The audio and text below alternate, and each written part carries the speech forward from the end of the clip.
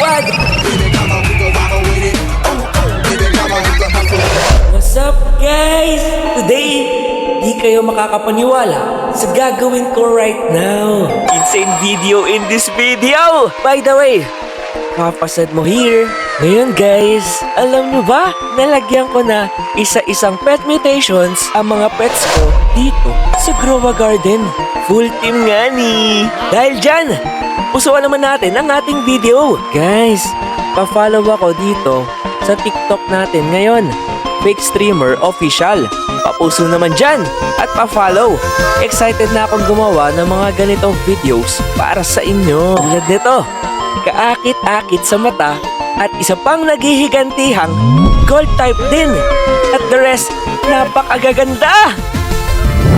Wait, what? Diretso agad.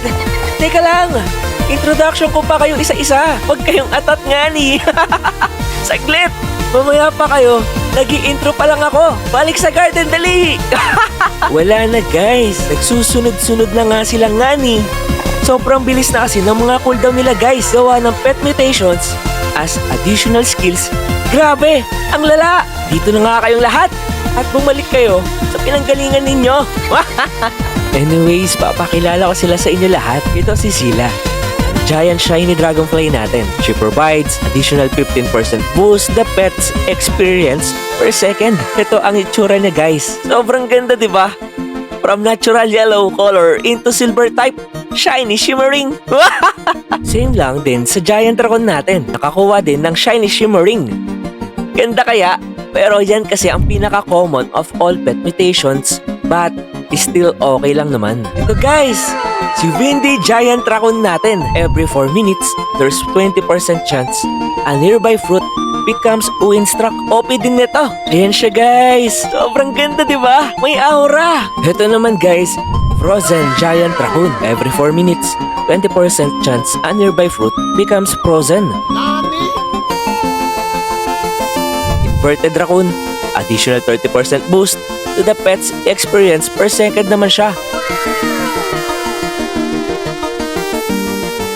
At ito ang pinaka-paborito ko so far at the moment, ang Giant Golden Raccoon! Nilelesen niya cooldown ability nito. It means faster cooldown ang mga pet golden mutations natin. Dalawa sila actually. Mas mabilis sila mag-steal ng mga fruits sa garden nyo nga ni. Tara, ilagay natin sila sa garden natin at hintayin ang pag-steal nila sa isang world record Bone Blossom Tree. Eto na! Ayun na sila lahat!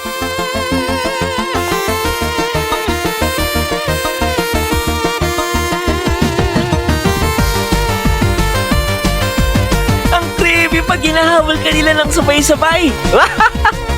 Look at my squad! Bagang!